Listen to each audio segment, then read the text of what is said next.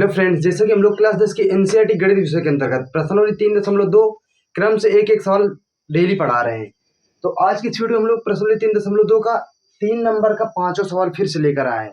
3 number में जितने सवाल है सब लैंग्वेज वाले सवाल है। अगर आप लैंग्वेज से समीकरण बनाना सीख जाते हैं तो आप सवाल इजिली हल कर ले जाएंगे। तो आइए देखते हैं कि हमारा सवाल नंबर 5 क्या कहता है। तो यदि किसी भिन्न के अंश और हर दोनों में 2 जोड़ दिया जाए तो वह 9/11 हो जाती है।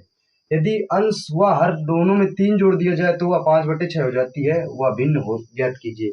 सबसे पहले आप समझेंगे कि भिन्न कहते किसे हैं।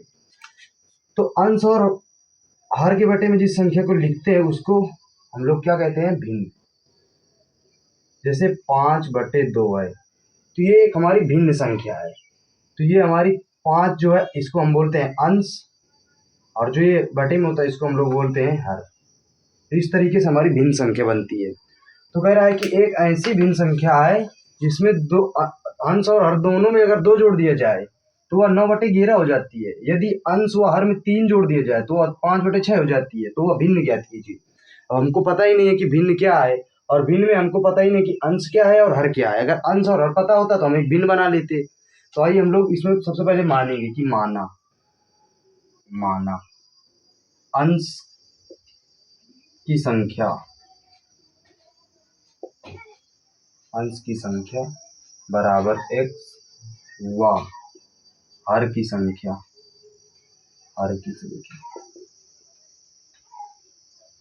बराबर y। अगर हमने अंश और हर मान लिया तो हमारी भिन्न क्या बनेगी, तो अतः भिन्न हमारी बनेगी x/y, क्योंकि अंश ऊपर रहता है और नीचे रहता है। तो हमारी भिन्न बनी x/y। ठीक है। अब क्या रहा है हमारा प्रश्नानुसार, हम लोग लिखेंगे प्रश्नानुसार कह रहा है कि यदि किसी भिन्न के अंश और हर दोनों में 2 जोड़ दिए जाए तो अंश देखो हमारा कितना x, हर कितना है y। अंश और हर दोनों में 2 जोड़ो, ऊपर भी 2 जोड़ा नीचे भी 2 जोड़ा, तो हमारी भिन्न क्या हो जाती है, 9/11 हो जाती है। 9/11। इसको पहले हम लोग हल कर लेते हैं अच्छे से।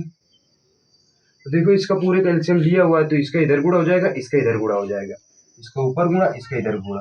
तो 11 का x में गुणा होगा तो ये कितना हो जाएगा, 11x प्लस 11 दूनी 22 बराबर कितना हो जाएगा, 9y प्लस 9 दूनी 18। अब y को इधर पक्षांतर कर लो, इसको इधर भेज दो। तो 11x माइनस 9y बराबर 18 माइनस 22, तो कितना हो जाएगा, 11x माइनस 9y बराबर, अब 18 में 22 में 18 घटाओ तो 4, तो माइनस का बड़ा है तो माइनस का 4। देखो समीकरण नंबर फर्स्ट बन गया। अब दूसरी शर्त में कह रहा है यदि अंश व हर में 3 जोड़ दे तो, इस बार 3 जोड़ते हैं तो हम लोग लिखेंगे पुनः प्रश्नानुसार लिखना है। अब इस बार अंश और हर में 3 जोड़ना है, इसमें भी 3 जोड़ा इसमें भी 3 जोड़ा, तो कह रहा है हमारी भिन्न हो जाती है 5/6। तो देखो हमारी भिन्न 5/6 के बराबर हमने लिख दिया। अंश और हर में यदि हम 3 जोड़ते हैं, अंश में भी 3 हर में भी 3, तो हमारी जो संख्या है हमारी भिन्न 5/6 हो जाती है। 5/6 हमने कर लिया। अब फिर से उसी तरह गुणा करा दो, इसका इधर तो कितना हो जाएगा, 6x प्लस 36 का 18, 5y प्लस 5 15। अब y को इधर ले आओ तो 6x माइनस 5y 15 माइनस 18, तो कितना हो जाएगा, 6x माइनस 5y बराबर 18 में 15 गए तो माइनस का 3। तो ये हो गया हमारा समीकरण नंबर 2। अब समीकरण 1 और 2 को हल कर लेते हैं। अगर विलोपन भी हल करना है तो x के मान बराबर करने पड़ेंगे, तो y के मान बराबर कर लें। यहाँ 11x है तो यहाँ भी 11x कैसे करके लाएं, या तो यहाँ 6x है तो यहाँ भी 6x लेके आए।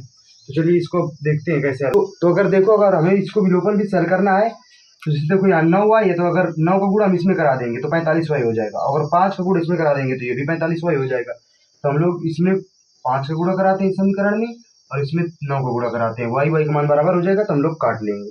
तो अब इसमें चलो 5 का गुणा कराते हैं तो 11 5 55x हो जाएगा। पूरे में गुणा होगा 5 का पूरे समीकरण में, माइनस 9 पना 45y बराबर में कितना है, -4, तो 4 पंचे 20 बराबर माइनस का 20। अब इसी तरह समीकरण 2 में देखो क्या कर, इसी तरह हमें 5 का गुणा 9 का गुणा कराना है।